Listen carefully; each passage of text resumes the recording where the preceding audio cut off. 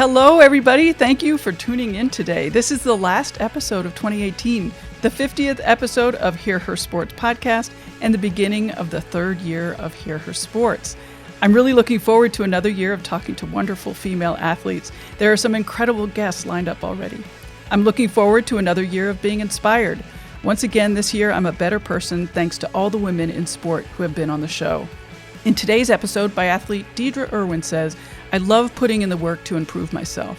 That direct link between work to results is a real appeal of sports, lifting more weight, running faster, having a greater understanding of the mind-body connection, and in Deedra's story, falling down less. I'm excited about today's episode because we get into some details about the sport and about being an international level athlete. Biathlon, the shooting and skiing kind of biathlon, is really popular in Europe. So much so, there are dedicated biathlon stadiums. Deedra talks about the crowds and how overwhelming that hubbub is. One reason the sport is popular is it's a nail-biter. The shooting adds unpredictability so anyone can win, and often the race comes down to the final targets. I find the combination of heart-thumping exertion with tiny target control fascinating. It really highlights how important the mental game is in sports. Deedra has some fun stories about starting out in skiing and not being good. We also talk about the injuries and recovery, both mental and physical, how important and wonderful her new USA Biathlon teammates are, traveling, donuts, and dogs. Well, let's get started.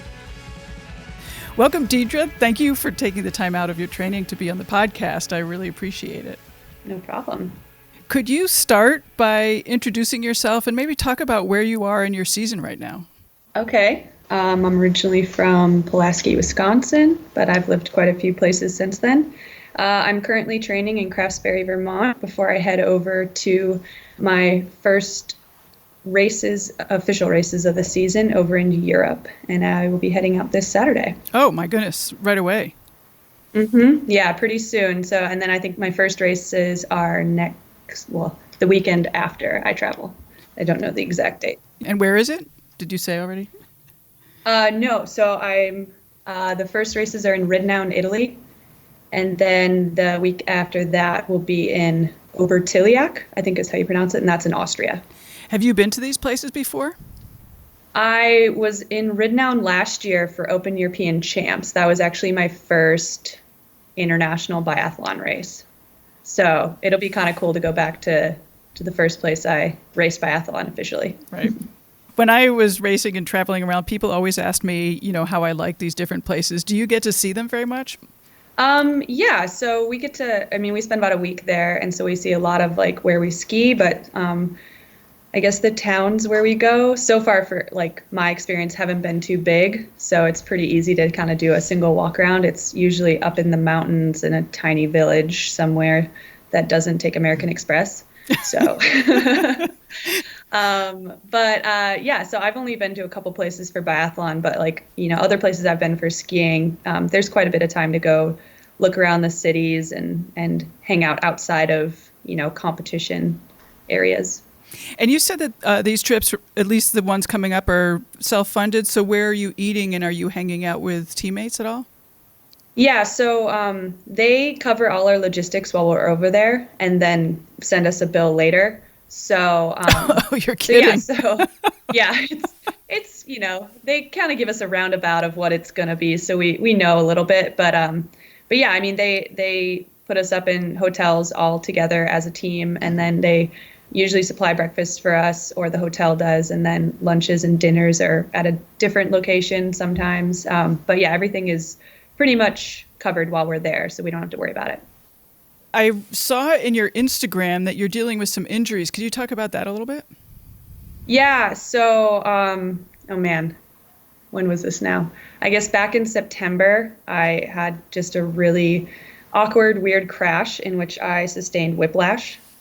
And so that was a little traumatizing, and I had to take a week or so off, and I probably came back too soon. I think that's what happened.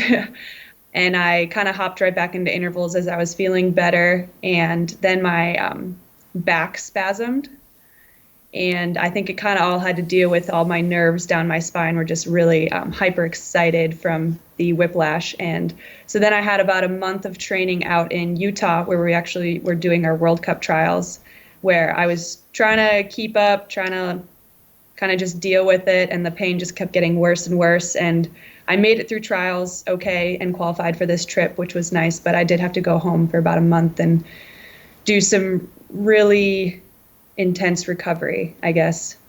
So starting to get back on skis now, not feeling the fastest, but my back is minimal pain. And so I'm really excited about that. But definitely trying to make sure I'm keeping up on my yoga and stretches and PT and everything like that. So, is this the worst injury that you've had? Oh, goodness. No. I ran collegiately, and so I had quite a few injuries while I was in college, from like Achilles tendonitis and shin splints and plantar fasciitis and stuff like that. And I don't think anything can really compare to those because they're just so nagging and consistent. And, even when you can try to come back, they kind of come back to bite you at the worst time. So I've had a lot of overuse injuries throughout my athletic career in both running and skiing. So this one is probably the most consistent injury I've had for skiing, just back issues, especially once I started biathlon, because, you're carrying an 8-pound rifle on your back and you have to kind of twist into some weird positions to make sure you're stable for shooting. So it's a little different than just cross-country skiing. So I'm always interested in athletes who get injured and sort of how they manage being injured. And a month is a pretty long time, particularly at this time of year for you, isn't it? It is a very long time. And so I can't say I probably did the best. Looking back, I wish I would have hopped on a cycling bike a couple more times and done some intervals. But I mean, I think it's mentally tough and it's physically tough, just kind of convincing yourself to take it easy, make sure you don't come back too fast, because I think that's what happened to me the last time. Just came back too quickly and, ended up doing more damage than good. And then also just like mentally getting through the fact that you're not doing anything and everybody else that you're trying to compete against is out skiing and shooting and, getting faster and better. So, it's a give and take. You want to get healthy, but you definitely have to, get through that own like personal battle of just knowing that you're doing the right thing and hoping that you can, still keep up when you come back. I always love hearing the stories of people who've been injured early in the season and end up being really strong at the end because they're so rested. Yeah, exactly. And so that's where, I've officially been back for a full week now. And definitely the first week was really tough. But now that my muscles are not as sore anymore, I'm actually feeling a lot better and more confident. So it's, again, getting through that first little bit of your body kind of going through the shock of coming back is rough. But now I'm pretty excited for the races coming up, and I'm hoping, that rest will pay off. How do you remain positive during that downtime? I rely on my family and my friends a lot, just to keep me busy and keep me in a good mood. I watch a lot of Netflix. My family's been super supportive when I was home, just trying to like keep me busy with my nieces and nephews and, keeping me in a happy place. And, now that I'm back out training with my coaches and teammates, they're definitely, supportive, and they've all been through it at some point in their careers, the same thing I have. So it's, nice to be surrounded by people who kind of know what I'm going through. And, they see me struggling and they see me frustrated, but, they try to keep a smile on my face and, they know there's better things to come. And me too. It's just, takes a little bit to get through that initial break. Right. Where do you normally train and how does a normal week run? I don't know if this will be hard since you have been injured, but. No, I mean, it's I guess I've been professionally skiing for 2 years before I started biathlon. So I've only been doing biathlon for 1.5 years now. So after college, I graduated from Michigan Tech in 2015. And when I was at Michigan Tech, I was a 3-sport collegiate athlete. I did cross-country running, skiing, and track. And then after I graduated, I wasn't really sure what I wanted to do. I had some plans of maybe going to grad school, but didn't get in. So then I decided to go ski for a professional team out in Sun Valley, Idaho. So I skied for them for 2 years. And then I got picked up I guess not picked up. I guess I got invited to a talent ID camp for biathlon where they pretty much teach you how to shoot and, give you the basics of biathlon. And then at the end of the camp, they either, offer you, a training spot or not. And they offered me a spot, and I was really excited for the new challenge. And so I've only been doing biathlon officially, I think, since last fall. So what was it about you or your skiing that interested the federation? Well, I have a few friends that I'd known for a few years that were on the team that also made the switch over from Nordic skiing. And so I guess our personalities were pretty similar, and, they thought I would do really well with the shooting. And I never really shot before, so I was willing to give it a try. And it's something that, I started skiing pretty late in my career, I guess, compared to other people. And I'd heard about biathlon pretty late, and I was not very good at skate skiing. And skate skiing is the major thing you do with biathlon. And so I never really thought about making the switch. But then after skiing for a couple years professionally, I got better at skate skiing and kind of thought, well, maybe I can try to learn how to shoot a gun now. So I came to the talent ID camp, and I'd never really shot a rifle before. So it was pretty easy for them to show me the proper positioning and everything like that. So yeah, it kind of just was really simple for me to kind of hop into it. And the coaches were really supportive of my switch, even the coaches I had in Sun Valley. And, the teammates, I already knew them for a couple years. So it was a pretty cool adventure to kind of give it a try. I guess I was kind of at a point in my cross-country career where I was ready to retire. And I was like, okay, well, I got one more year of Nordic skiing left in me, mentally and physically. And maybe I'll just do it biathlon and see what happens. And so I kind of, I guess, went into biathlon with this whatever happens, happens kind of mentality, which I think was really good for me. And I just didn't really know too much about it. So I was able to kind of forgive myself a little bit more for missing, many, many shots in every single race I did. And so I think that kind of helped is, just kind of having that mentality of this is just supposed to be fun and we'll see what happens with this season. And it ended up, working for me and going really well, and I got invited to join the X team, which is a development team based in Lake Placid, New York, with a U.S. biathlon. What do you like about the biathlon? And maybe in comparison to just sort of normal cross-country skiing, and also maybe to running, because you did so much of that too. Yeah, so running, came second nature to me. It was something I'd always done since I was a kid. And so when I joined Nordic skiing, it was this new cool challenge that I didn't really know anything about. And I actually really sucked at it when I first started, and I hated it. But I think the first time I came home from practice, my mom was I think she was oh, what are you going to do tonight? And I was I'm going to eat and I'm going to go to bed. And she's why? And I'm I'm tired. And she had never heard those words come out of my mouth after running practice. And so she was you're going to stay in skiing. This is good for you. And so I stuck with skiing and, and eventually in college kind of started specializing a little bit more on the skiing side. And I just fell in love with it more and more. It's brought me to so many cool places. I've skied in many different places in Canada, and I got to go down to Australia, and I got to go over to Kazakhstan, which was kind of cool. A little weird, but kind of cool. And so from there, it was just I really enjoyed kind of the adventure of Nordic skiing. And then, like I said, when biathlon kind of made its way into my career, it was just a totally different aspect, having to stop and, get your heart rate and your position under control to hit these targets that are just so tiny. I can't imagine actually hitting them. And it was really fun and new and I guess challenging. Not that Nordic skiing wasn't already challenging for me, because it was, but it was just really fun and cool. And the coaches were really amazing. And I've never seen a more passionate group of people working with their athletes. And so that was also a huge draw for me, was just the U.S. Biathlon Association in general and their passion towards their athletes and trying to become the best in the world. They just had a coaching switch. Is that going to affect you at all?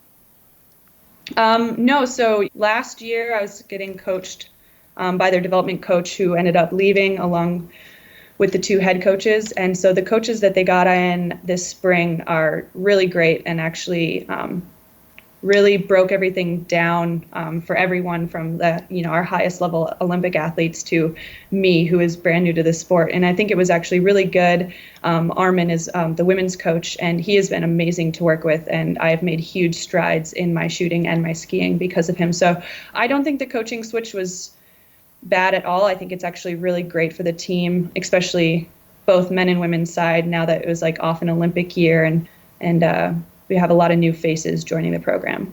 So you've mentioned shooting. So can you describe it? I hadn't realized how tiny those targets are. So maybe talk about that. And also, like, what are you thinking and how are you training for that? Oh, man. So I'm still pretty new to it. So take everything I say with a grain of salt because I'm still learning myself. But the target that you see, I guess, while we're shooting is about the size of a DVD, I would say. And you always see that size target. However, in prone, the target is about the size of a golf ball, racquetball, maybe between there. And so you're actually trying to hit the middle of that big target that you see when you're shooting prone. And so prone is when you're laying down on the ground and you shoot it 50 meters away, and so you're shooting at like about a golf ball sized hole. That's incredible. I guess, to make the paddle fall down. And then when you're shooting standing, the target then changes to show the bigger paddle, which is about the size of a DVD that we shoot at. The breathing, so all the things you think about when you come into the range. You have to look at the wind flags because the wind flags can change, how your bullet's going to fly. So you have to change your sight sometimes. You get down into position and you want to make sure your position's really strong and stable. Yeah, you're working on your breathing because you don't really want to be inhaling or exhaling while you're doing it. So you kind of exhale and stop for that quarter of a second and then pull the trigger. And pulling the trigger is actually another thing you have to think about because, if you pull the trigger too hard, you could move your rifle just the tiniest bit and miss the target.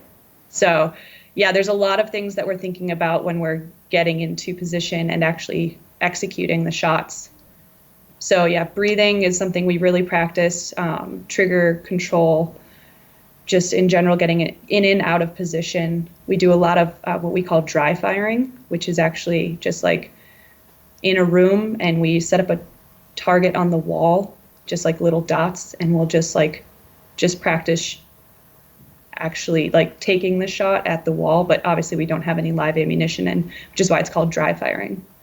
So you're skiing along and your heart rate is racing. At what point, as you're heading towards the range, are you starting to, make any changes in your skiing or breathing or thought process?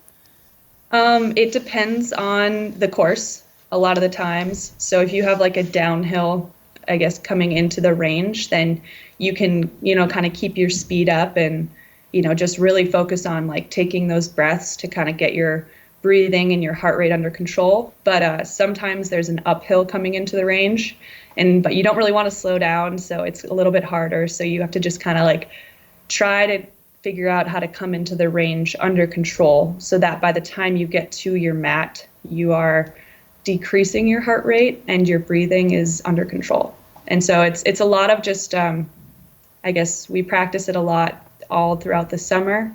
And then when we get to a new venue, we'll practice what we call like range approaches. And so kind of doing like a speed into the range and see how we want to get our breath and our heart rate under control by the time we hit the mat. That part is so interesting, just being able to balance, like the endurance aspect of skiing with the precision of shooting.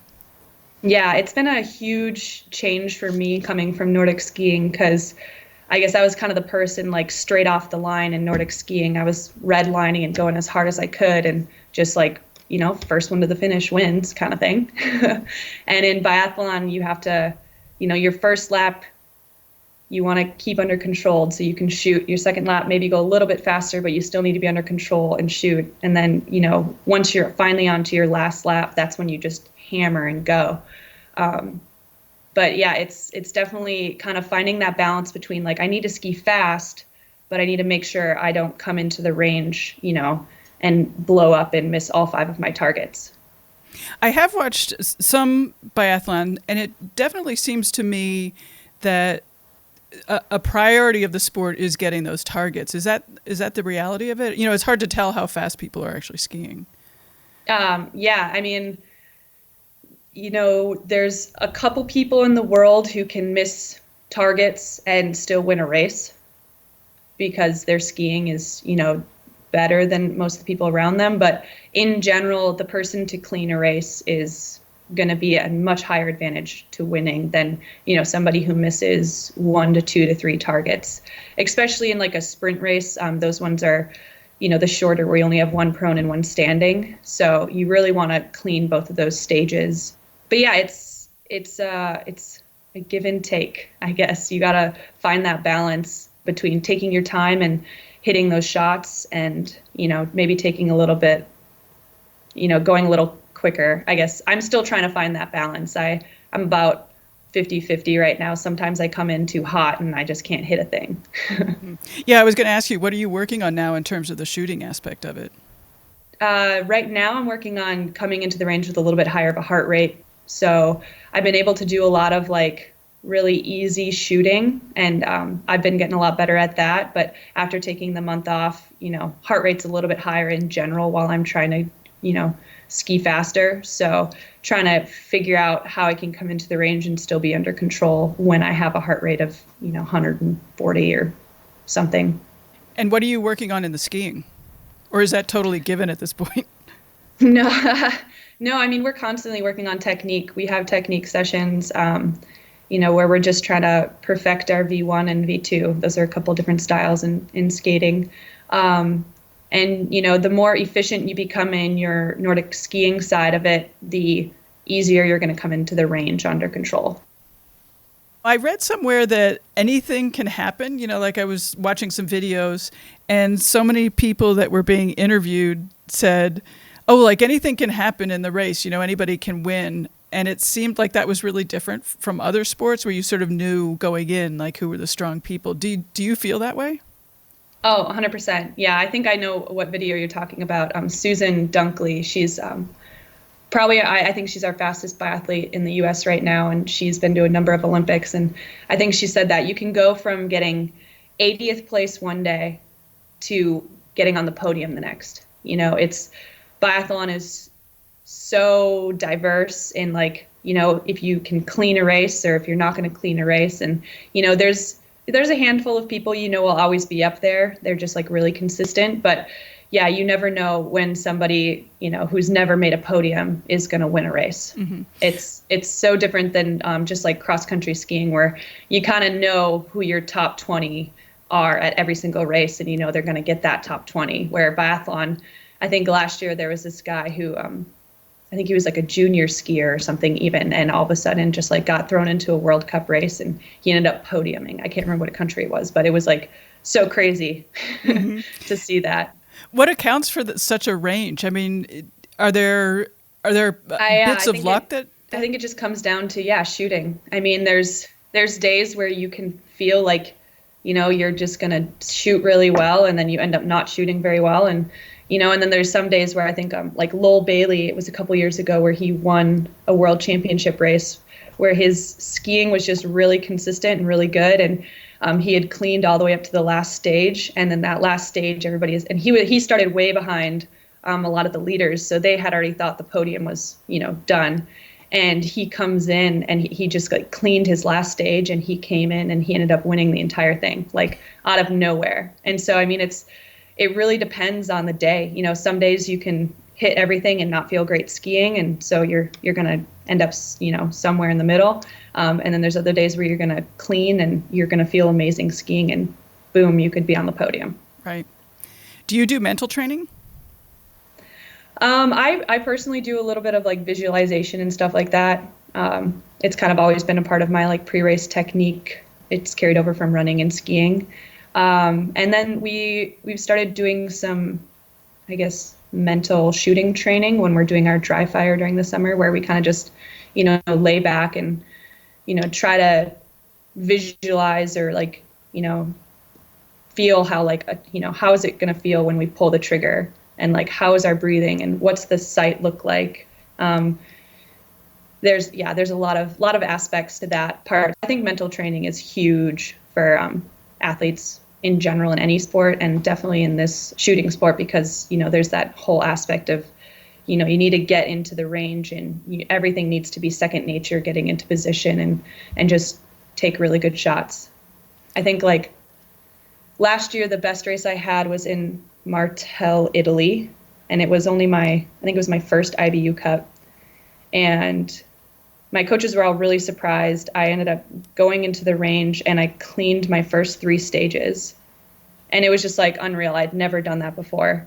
And then I got done with the race and they're like, what happened? I was like, I have no idea. Someone else like took over my body for the shooting aspect. But it was like one of those things where it had become already so second nature for me to just get into position and just, calmly take those shots in the middle of the race, that like, it really, really benefited me that day. And I think I got my first top 20.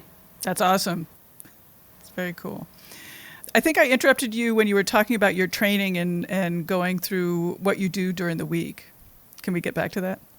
Yeah. So a normal week for us is, I guess, pretty similar to most other endurance athletes. We do a couple of like easy distance for us as like 1.5 to 2 hours.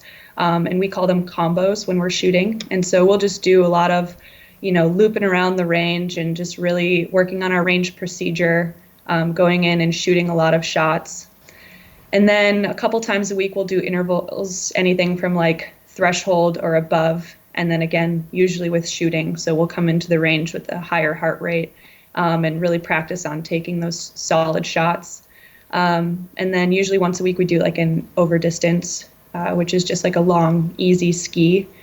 And then we always do 2 days. We have a morning and afternoon workout, and the afternoon workout usually involves like some sort of running or cycling, or we have these machines called ski ergs. And so we'll sit on those and just work on some, kind of like easier stuff. And then obviously coupled with core and strength a couple times a week. So pretty basic, I guess, endurance plan. One added aspect, I guess, that we have is the shooting aspect, where we do spend every day, if not every other day, on the range doing a lot of shooting procedures. And then also at night, which is when most of the athletes do it before they go to bed, we'll do a lot of dry firing. And that's just, like I said, at your house, no ammo, getting into position and like really work on trigger squeeze and breathing and bolting and all the different little aspects that maybe get ignored a little bit when we're actually on a real range. And what are you doing when there's no snow? I assumed all of that was when you had snow. Yeah, no, that's year round. So we do roller skiing during the summer. And so there's roller ski tracks. There's a couple throughout the U.S. There's one in Lake Placid that has a range on it. So you're actually able to roller ski up into your point and getting into position the same as you would on snow. Oh, that's cool. Yeah, and then we also do running with, obviously not with our rifles on our back, but we'll like pick up our rifle when we get into the range and do the same thing and get down into position. And so there's a lot of different things you can do to, still get a lot of range time during the summer. So running, roller skiing, I do a lot of mountain biking as cross training and stuff like that. Mm-hmm. And are you weight training? Yes. And so, yeah, we weight train year round. Oh, you do? Huh. Yeah. So during the summer, we'll weight train twice a week. And then during the winter, we'll still weight train twice a week, but it'll usually be lower weights, more explosive, more powerful movements. So we're not too sore, but we're still keeping that, I guess, explosive, snappy feel going. Do you do any cool exercises? There's quite a few that, like, when I'm home and doing my exercises at my like local gym in Green Bay, Wisconsin, that people are like, what are you doing? But yeah, there's a lot of core workouts that look really funny that we do. One of them is called dolphins. If you want to Google that, it's like you have those big bands that people use. You like suspend it from a pull-up bar, and then you like put your feet in the band, and then your like on your elbows on the ground, and you just do this, and they call it dolphins. I think they call it something else, but you like try to use your core and your lats, and your body has to stay straight, and you're kind of just like bouncing your feet up and down. It's a little insane. But it is an ab burner though. Like my core is always wrecked after doing those. Right. I did see a weight training sort of short clip of some summer training for biathletes, and there seemed to be a lot of core, which I know is necessary for skate skiing, but it seemed like maybe more. Do you guys need more core strength than cross country skiers? Yeah, I don't think we need more per se than them, but like it is a huge benefit to have like a really stable core for shooting. Right. So that's one thing I've really noticed as I've gotten further along, is it really benefits your skiing, like obviously, but also coming into the range and having that really, really stable midsection really helps. So I don't know if it's more beneficial, but like it's definitely super important, and it really helps out a lot. You've been doing sports since you were a young kid. Did you get support from your family as an athlete? Yeah, I started running. I think I had this like intramural track meet that they threw me into in like 5th grade, like my school did, and I like beat all the boys in the mile run. It was insane, and it was like one of those like aha moments for me that I was like, this is really cool. I want to do this. And so yeah, I've been running since I was in 5th grade, and also, did soccer and basketball and stuff like that throughout middle school. And then it was in high school, I think, when I finally, I guess, more specialized for running. And I was swimming during the winters, and it wasn't really, I guess, like enough for me. And that's when I joined Nordic skiing. And so my parents were super supportive, behind my running my entire, youth. And then when skiing came along, they were a little like, oh, this is expensive. I don't know. But they saw how much, I guess, potential my coach saw in me. And I really, fell in love with it after my first year of being absolutely terrible. They've been super supportive ever since, and, throughout college. And when I told them I wanted to do it professionally, they were a little like, how, what? Like, we were still so new to like the ski community that like didn't really know that was a possibility. But once I kind of explained it to them, and, I had this like, plan, a very minimal plan, but like I had a plan. And I was like, I'll try it for a few years and see what happens. And, ever since then, it's pretty incredible, how much they've put up with for me. So, yeah, my parents have been super duper amazing about me pursuing, trying to become an Olympian. Nice. You've mentioned a couple times not being very good when you first started. Like, why did you continue? Oh my goodness. I honestly have no idea. Were you really that bad? I was really bad. It was, well, the thing is like my learning curve, I think, ended up being pretty good. But my mom, she loves telling this story.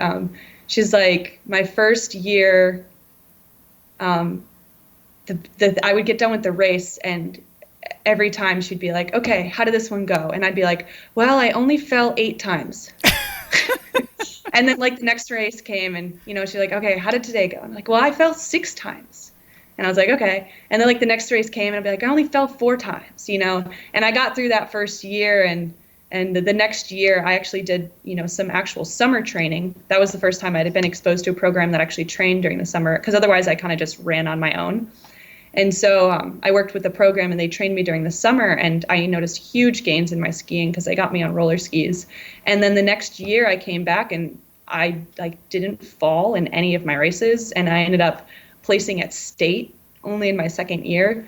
And so to the point where like a lot of people were like, who is this Deedra Irwin girl? Like, where did she come from?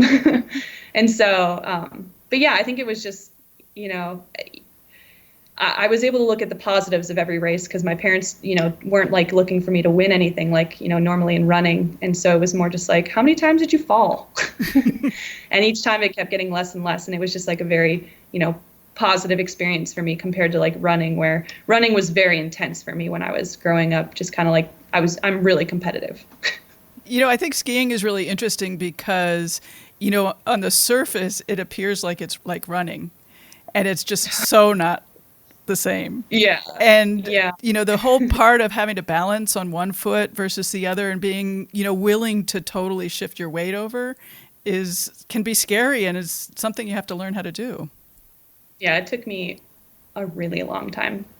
Like even in my high school years where I was getting better and I was able to keep up with people, my technique was still terrible. I just had like an engine. But I think I remember one of my skis, one of my coaches was like, all right, today's a classic race. And I was like, okay, like, what do I do? He's like, just put a ton of kick wax on my skis. It's like, just go for a run. And my technique was so terrible because I was like running on the trail, like trying to figure this out. And it was just hilarious. Looking back at like some of the pictures, I think I even wore like hobo mittens, those like mittens that like fold over, right? Like and have your fingers showing. It was like so, yeah. Oh man, should dig up some of those pictures sometime. Right. So what makes you good now? I think I finally learned to have fun while I'm, like just out here. I love training. I think that's an aspect most athletes have, but like some of them don't.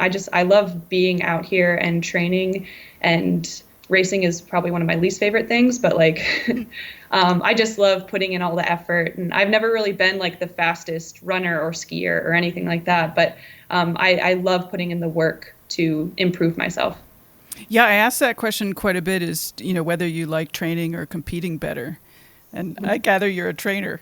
I love training. It's the cool part, I guess, of the sport is I mean, except for when it's raining. I don't really love going out in the rain, but like, on like today, it was just like a beautiful day in Craftsbury. The sun was out and the trails were just perfect, a little bit of snow. And it's just really enjoyable, like to be able to like, this is my job. I'm able to like go outside and, just train and live life and have fun. How do you feel about competition? Oh man. I'm like the weird, goofy person on the start line because I'm like so overly nervous that I'm just trying to like calm myself down by like dancing and singing. So, I mean, I do love racing. Like you can't not love it, but it is one of my least favorite parts, I guess, because I'm just so competitive and I want to do so well. And on days that I'm able to do well, it's like awesome. And on days I'm not able to do well, it's, kind of that mental battle. But I think I've gotten a lot better at like kind of getting over those bad days and, pushing through to the next race. What's it like, sort of being on the, sort of the world level circuit, traveling with a bunch of other really strong women that you see on a regular basis and sort of competing to be the best in the world? Oh, it's amazing. It's so cool. Like you would have asked me however many years ago if I ever thought I'd get to this point, I would have been like, haha, no. But like, it's been such a really amazing experience for me to be able to like, I guess, train with them and be around them and see their positivity and just like, know that they're going through the same things that I'm going through. I'm really excited to get over to Europe and see everyone again. It sounds like biathlon is really popular in Europe and pretty much everywhere but the United States. How do you deal with all the crowds and the noise and stuff, when you're coming into the stadiums? Oh, man. Well, so I've only done a few races over in Europe. I guess last year when I made the, a couple of weekends that I raced there. And I remember my first like time going into like a real biathlon stadium. I like that, the real biathlon stadium. Yeah, it was insane. I was just so overwhelmed and it wasn't even on a race day. It was like a training day. And there was just so many people around and like so many coaches and like, they even had announcers for a training day. It was insane. And I was just like shaking. Like I was just so like overly excited and overwhelmed. And, my coach was like, why are your shots like, they just don't seem like they're grouping very well. And I just like went up to him and I showed him my hand and I'm just like, I'm shaking. And he was like, go ski it off, try to calm down. And so it took me a few days to kind of like get through that like really overwhelming environment for me. Cause biathlon is quite a bit smaller in the US. And even like Nordic skiing, I mean, not a ton of people, watch it. And like, there's not stadiums of people watching you shoot, you know.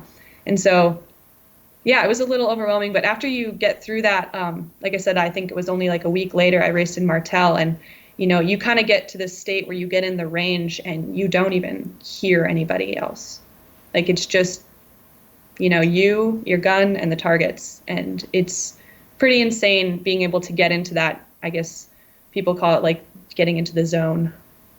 Right. Yeah, I was going to ask you if you were good at that. Yeah. Yeah, it takes a little bit of practice, and it definitely doesn't happen to me all the time. But like when it does, it's really cool to be able to just have that, I guess, hyper focus when you need it. Yeah. You mentioned earlier the Olympics. So is that on your list? Yeah, definitely. My goal is to make the 2022 in Beijing. So very, very great. Yeah, I went to trials last year, and obviously it was my first year in biathlon, so I wasn't expecting too much. But that was like a really cool experience, and just to see all my, new teammates and friends go through that and be able to go to the Olympics, and even though I wasn't there, being able to kind of share that, experience with them was really cool. So what are the steps between now and then?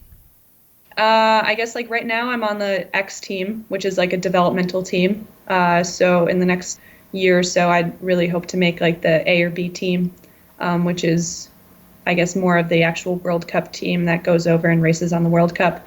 So right now I'm racing on the IBU Cup, which is, I guess, the tier below the World Cup races. And so, yeah, I guess like just making those, small steps to improve my shooting, I guess, get more consistent, and then always trying to improve the skiing. Mm-hmm. So what are you looking forward to most this season? Oh, man, all of it. It's just, the sport is so cool. Like, I'm always surprised week in and week out, just like what I'm learning and what I'm experiencing. So I'm really excited to see a couple new places when I'm traveling. And yeah, and also there's a World Cup coming to the US, which is huge and really exciting too. So there's one relay spot on the women's team that, will be open. And it would be really cool to try and make that spot. But obviously I got some really awesome teammates to compete against. But yeah, it's going to be super exciting. There's a race in Canmore, and then there's a race in Soldier Hollow, Utah. And so it'll be really cool to have, the entire World Cup circuit, all the different countries coming over to North America for a couple weeks to race. Yeah, yeah. And how long does your season go? March, I think. Yeah, I don't know specific dates. But usually mid-March, I think, is when the last World Cup is. And then the end of March, we usually try to have a nationals race, a U.S. nationals race, where everybody gets to come home from wherever they were and, do a final racing of the season. Are you good at taking time off after that? Yeah. Yeah, I am. I like to go home and see my family and, just kind of veg out and, catch up on some things. Last year, let's see, actually for the past 2 years, I've actually been focusing on some health issues that I had. And so I've been able to like really work on my recovery then because it's required. But yeah, I guess I'll elaborate on those. Last year I got a septoplasty because I had a deviated septum. And the year before that, I actually got a heart surgery ablation because I was dealing with a SVT, if you know what that is. I don't. It's called supraventricular tachycardia. It's weirdly common in endurance athletes, but I think it's like a genetic thing. Mm-hmm. Ever since I was a kid, I would get these racing heart arrhythmia palpitations where my heart rate would get, all the way up to like 230 beats. And it would cause me to faint if I couldn't get it under control. Oh, you're kidding. Wow. Yeah. And so I'd put it off pretty much my entire high school and college career. And I finally last year or 2 years ago, I guess, was like, if I want to continue doing what I'm doing, I need to like figure this out. And I, researched a really good surgeon and he was able to fix me up pretty simply. Actually, I'm kind of surprised at how easy everything was. So yeah, but that was definitely something I had to, take some time off to recover for. Yeah. I love how you just said, I want to keep going, even if it requires surgery. Yeah, exactly. It was an interesting decision to make, and I don't know why I put it off for so long, but yeah, I'm really happy I did it. It's been amazing not to have to deal with, trying to race and make sure I'm not gonna go into a palpitation or arrhythmia. Right, right. Most endurance athletes, if not all endurance athletes, have to think about food all the time because caloric needs are so high. So, what do you focus on? Eating constantly. Yeah, no, I don't really follow any specific diets. I tried in the past and it just really like stressed me out and made me like, pretty unhappy. So now it's like, just eat what's in front of me, eat as many times as I want. Recently, it's been donuts for me. You really aren't thinking about it. I love donuts so much. Potato chips. Yeah, I mean, I'm a snacker for sure. Burgers and pizza. I'm not a really good person to ask about a healthy diet, but like I do like to eat food. So. Yeah, do you think at all about protein or carbs or anything? Definitely. I mean, yeah, I make sure I eat protein pretty much at every single meal. Anemia is a huge thing that a lot of endurance athletes, especially ones that are working out 3 to 4 hours a day, have to deal with. I take supplements. I take like an iron supplement, and I also try to make sure that I'm eating, a lot of red meat and stuff like that. And then as for carbs, I pretty much catch up on my donut intake pretty easily.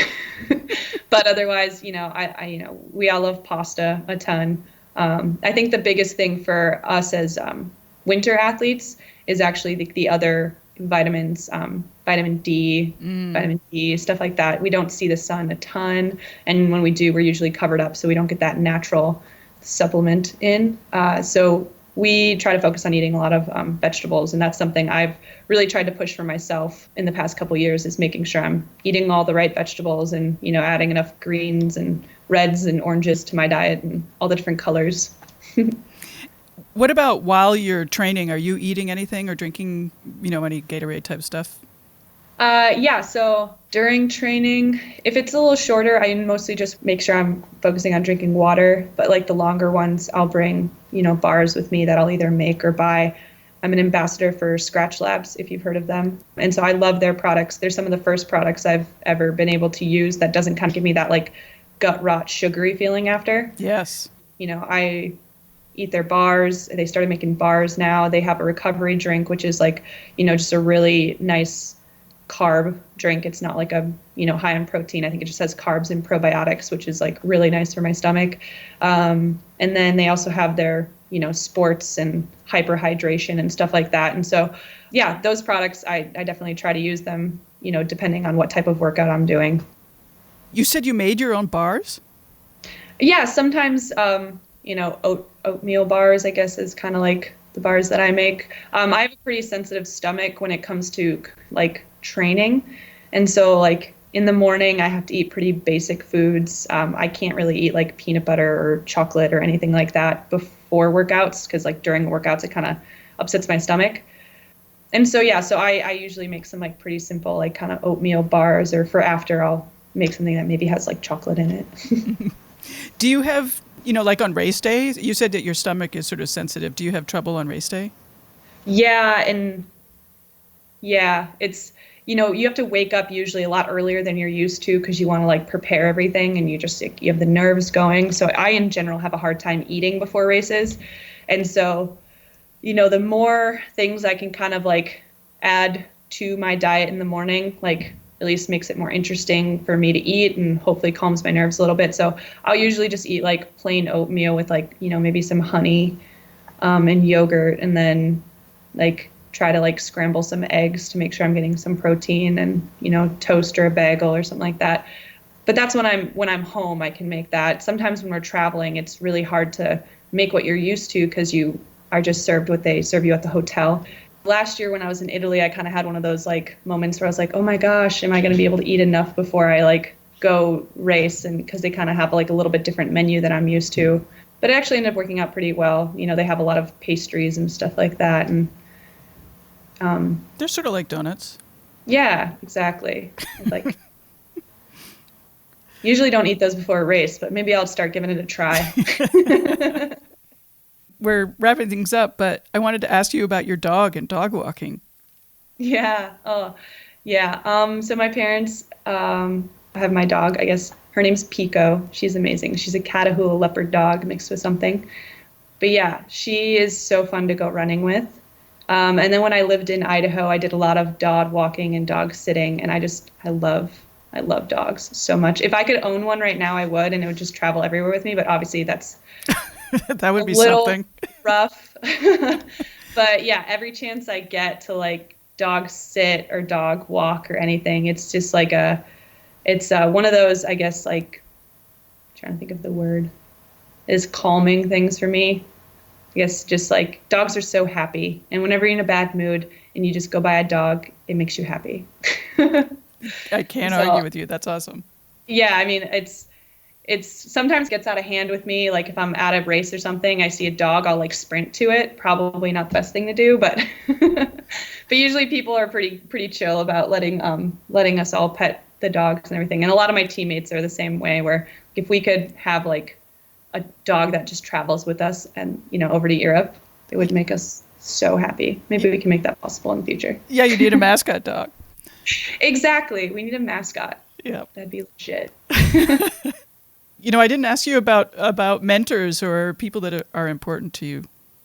Man, I guess, just my parents, again, they're just super amazing and supportive, and I would not be here without them. My brothers are pretty cool, I guess.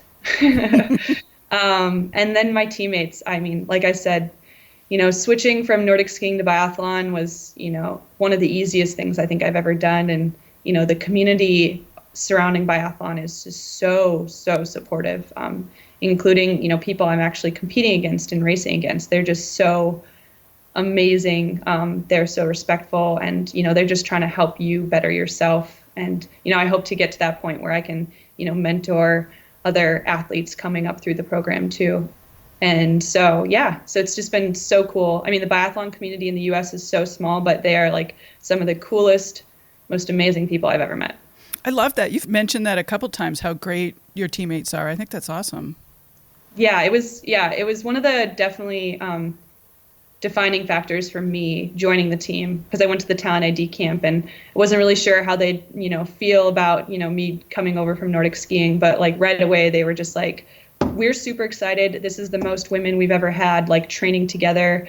And, if you want to do this, like, we're going to help you. We're going to, like, work with you. And, it was very nice to kind of hear that from, people who eventually I was hoping to compete against. Right. Mm-hmm. Well, that's great. And thank you, Deedra, so much for being on the podcast, and good luck this season. I really am going to enjoy watching you. Thank you. I really loved being on my first podcast. Excellent. It was a treat to talk to you. Thank you. Thanks to this week's guest, biathlete Deedra Irwin, for joining me just before starting this season's racing in Europe. You can follow her on Instagram. That link is in the episode notes at hearhersports.com. I have a really big goal for 2019, increase listeners 100-fold, and I need your help. Pick a favorite episode and tell 2 friends about it.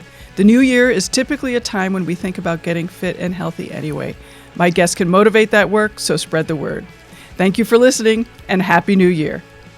Our theme music is by the band Goldmines, our logo by Agnes Studio. I'll be back in 2 weeks. Bye-bye.